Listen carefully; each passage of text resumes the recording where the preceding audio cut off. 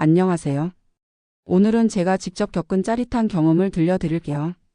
19금 이야기니 후방 조심하세요. 시작 전 구독과 좋아요 부탁드려요. 감사합니다. 부산 금정구의 중고서점 알바 박선아 61는 그날 새벽 진해로 가는 우등버스에 올랐다. 남편 위패를 선산에서 이장하기로 한 날. 짐칸에 걸린 캐리어가 미끄러질 때 뒤에서 낮고 단정한 목소리가 들렸다. 괜찮으시면 제가 도와드려도 될까요? 인연이었을까? 우리는 우연히도 나란히 앉게 되었다. 문태섭 66 양봉장을 접고 지금은 항만 야간 경비를 한다는 남자.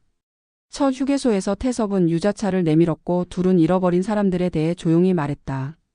다시 버스가 달릴 때 창밖의 불빛이 얼굴을 번갈아 비출 때마다 호흡이 미묘하게 맞아 들어갔다. 버스가 출발하고 10분쯤 지나자 모든 조명이 꺼졌다. 선아는 노곤함에 눈을 감았다. 그런데 잠시 후 뭔가 이상한 기척이 느껴졌다. 그는 담요를 건네며 조심스레 내 어깨선을 덮어주었다. 손등이 스치는 순간 공기가 달라졌다. 온 몸의 세포가 마디마디 살아나는 느낌. 심장이 빨라지기 시작했다. 선아는 잠든 척 눈을 계속 감고 있었다. 그런데 이상하리만큼 그의 손길이 따뜻하고 좋았다. 이상했다. 피해야 한다는 생각보다 오히려 그 온기를 붙잡고 싶은 마음이 들었다. 심장이 빠르게 뛰었다.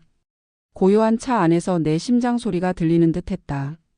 아무 말 없이 창밖 불빛이 스칠 때마다 그의 시선이 내 얼굴을 스치는 것 같은 착각이 들었다. 숨소리마저 조심스러워졌다. 버스가 흔들릴 때마다 우리는 아주 짧게 그러나 확실하게 닿았다. 그때마다 공기가 달라졌고 그 달라진 공기가 내 안을 뒤흔들었다. 지금 이게 뭐지 스스로에게 묻고 또 물었지만 이상하게도 두려움보다는 살아있다는 감각이 먼저 찾아왔다. 사별 이후 처음 느껴보는 낯선 떨림이었다.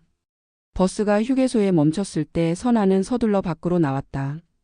차가운 새벽 공기가 얼굴을 스쳤다. 손끝이 아직도 뜨거웠다. 거울 앞에 서니 낯선 표정의 모습이 있었다. 이제 그만해야 해. 하지만 마음 한쪽에서는 이미 멈출 수 없다는 걸 알고 있었다. 매점 앞에서 그는 조용히 다가왔다. 커피 한 잔을 내밀며 미소 지었다. 뜨겁습니다. 조심하세요. 나는 고개를 숙여받았다. 짧은 대화였지만 그 안엔 수많은 말이 숨어 있었다. 말보다 더 많은 것을 전하는 눈빛이 있었다. 우리는 벤치에 앉아 커피를 마셨다. 서로 다른 방향을 보며 같은 온도를 나누는 묘하게 가까운 거리였다. 이상하리만큼 편안했고 이상하리만큼 위험했다. 죄송합니다. 그가 먼저 입을 뗐다. 놀라셨죠? 아니에요. 선아는 뭐라고 대답해야 할지 몰라 얼버무렸다. 제 이름은 문태섭입니다. 66살입니다. 저는 박선아입니다. 서로의 이름을 알게 되니 조금 편해졌다. 그의 눈빛이 따뜻해 보였어요. 출발합니다. 버스 기사님의 안내에 우리는 서둘러 버스로 향했어요. 다시 같은 자리에 앉았지만 이번엔 처음처럼 어색하지 않았다. 그의 손길이 은근히 기다려졌다. 버스가 다시 출발하고 10분쯤 지나자 또다시 조명이 꺼졌다. 선아는 눈을 감고 의자에 기댔다. 선아 씨 담요 덮어드릴게요. 그가 준비해 온 담요를 또다시 선아에게 덮어줬다. 그리고는 자연스럽게 담요 속으로 손이 들어왔다. 이번엔 더욱 대담했다. 허벅지를 지나 더 위쪽으로. 그리고 그의 고개가 다가왔다. 축축해지다 못해 의자까지 흠벅 젖어버린 느낌이었다. 당장이라도 하고 싶은 생각이 간절했다. 두 번째 휴게소. 우리는 각자 음료를 사고 다시 자리로 돌아왔다. 어느새 좌석 곳곳이 비었다. 선아 씨, 우리 뒷자리 옮겨볼까요? 선아 씨와 좀 더 많은 이야기를 나누고 싶어요. 선아는 순간 망설였지만 거부하지 않았다. 담요 속에서 그들의 손길은 점점 더 대담해졌다. 뒷좌석 어둠 속에서 우리 둘만의 공간에서 태섭의 입술이 선아의 입술에 살포시 닿았다. 그가 마신 커피 향과 따뜻함이 느껴졌다. 담요 속 작은 세상에서 그들만의 시간이 흘러갔다. 그들은 휴대폰 번호를 교환했다. 그 순간부터 묘한 설렘이 진해졌다. 진해에서 일이 끝나면 커피 한 잔 하실래요? 선아는 대답 대신 미소로 시간만 남겼다. 오후 4시 창원역 앞 감나무 카페. 오거나 말거나 하지만 그는 기다리겠다고 했다. 막 시작된 이야기처럼. 노을이 유리컵을 붉게 물들일 무렵 선아는 카페 문을 밀었다. 태섭은 먼저 일어나 고개를 숙였다. 오실 줄 몰랐습니다. 저도요. 그들은 각자의 상처를 테이블 위에 펼쳤다. 장례식장 복도에서 울음을 삼키던 밤, 벌통과 대화하던 새벽.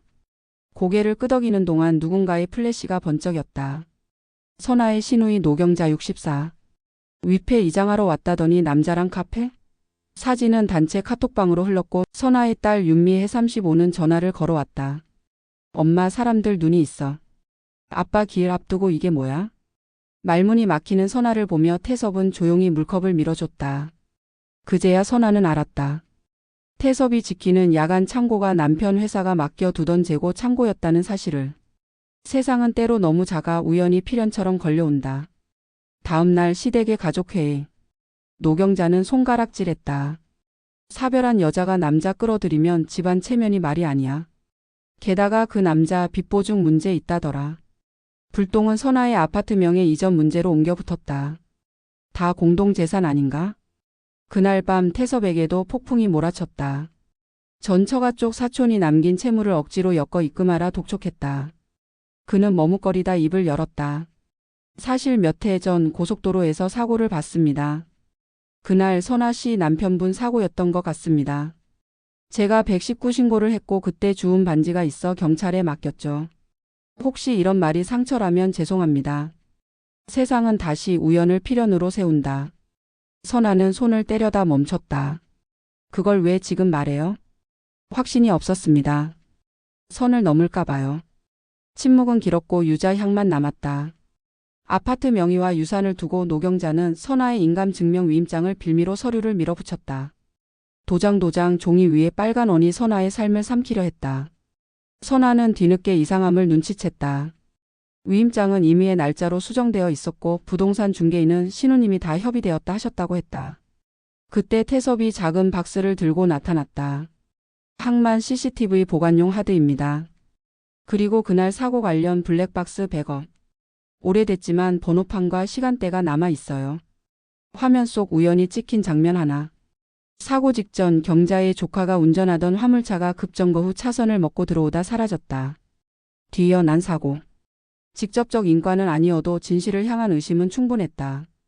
왜 이제서야 선아가 떨리는 목소리로 묻자 태섭은 고개를 떨궜다. 당신의 슬픔이 내 손끝 탓이 되는 게 두려웠습니다.